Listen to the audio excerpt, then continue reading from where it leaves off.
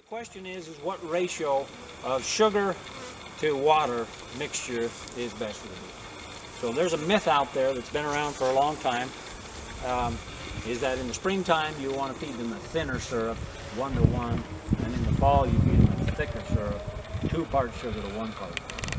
So I wouldn't get too worried about what ratio it is. I mix the syrup into warm water. Don't boil it. You don't want to make caramel. Just hot water, and it mixes easier. It dissolves easier until it's saturated.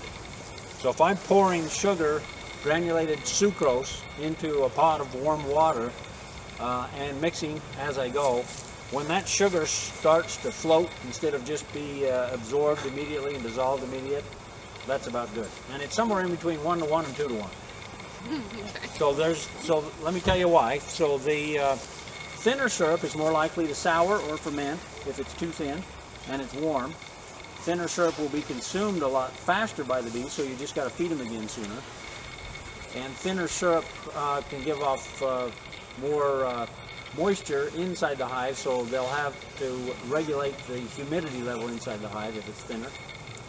So thicker syrup is easier for them to store. They don't have to spend the time drying out the moisture. They don't have to dry it out by fanning, by circulating air through there, and by holding a bubble of syrup in their mouth to let the moisture evaporate off of it.